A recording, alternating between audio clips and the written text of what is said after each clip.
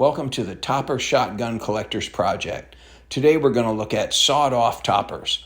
Those are toppers with barrel lengths that are shorter than the original barrel length. Before you modify your topper or obtain a modified topper with a shortened barrel or stock, be sure to check local, state, and federal ordinances and laws. If you desire a shotgun less than 26 inches in overall length and or a barrel less than 18 inches, be sure to consult a reputable Class 3 FFL dealer. You may need a tax stamp if your firearm is classified as a Title II firearm, also known as an NFA firearm. The laws and rules are in flux at this time, so be sure to consult experts. This channel is not an expert. I am not an expert. Thank you. So let's look at two shortened barrel shotguns, and we'll compare the patterns to a standard barrel shotgun. Let's take a look at this little beauty first. She is a New England Firearms partner made in 1991 after H&R went under and NEF took over the factory in Gardner. She's a twin to the Topper 88. She is a 12 gauge with a 3-inch chamber. Her overall length is 19 inches with an 11-inch barrel. She has a cylinder bore and a bead front sight. She has a tax stamp because she's short enough to be a Title II. I made her with the help of my local FFL Class 3 dealer. As I'm sure you can imagine, the recoil is brutal. I do not shoot 2 3/4 inch or 3-inch buckshot from her. You can use 2 3/4 inch bird shot, that's fine, or 1.5 or 1 3/4 mini shells or shorties with buckshot in them, and those are fine. Now with the mini shells or shorties, you can even fire it one-handed, but as you can see from the recoil here, you wouldn't want to try that with 2 3/4 or 3-inch. It would definitely get away from you. So for buckshot, I used only 1 3/4 inch shells. Okay, now let's take a look at this H&R Model 88 with a shortened barrel. This one I call the Axe because she was made in 1981, so has a date code of AX. She's a 12 gauge with a 3-inch chamber and was a pawn shop find.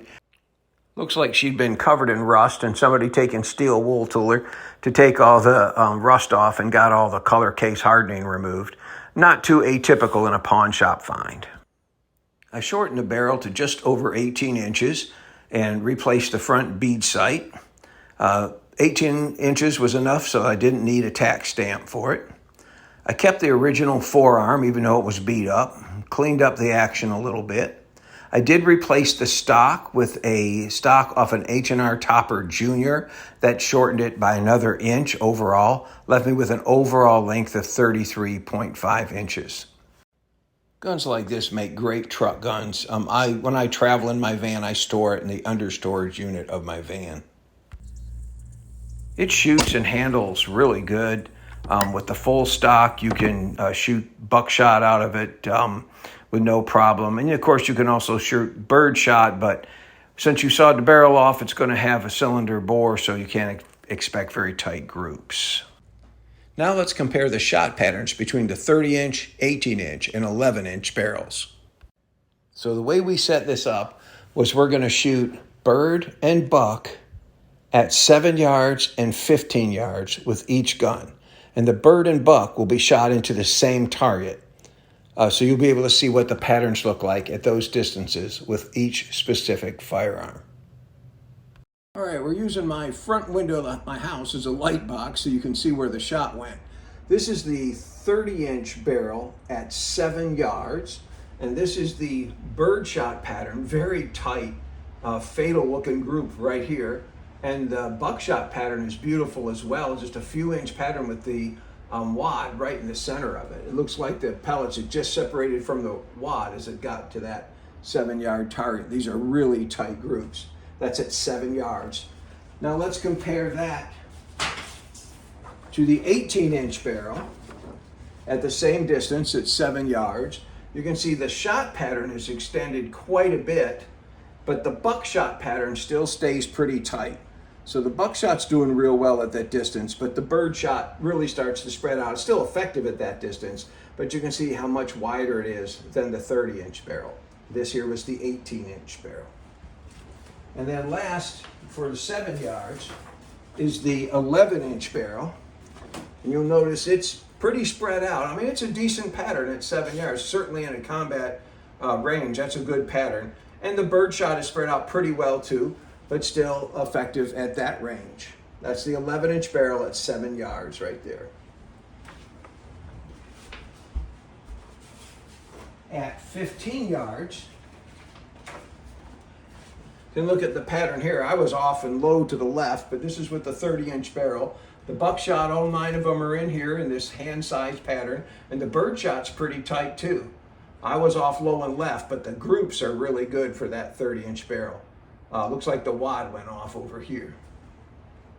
That's at 15 yards with a 30-inch barrel.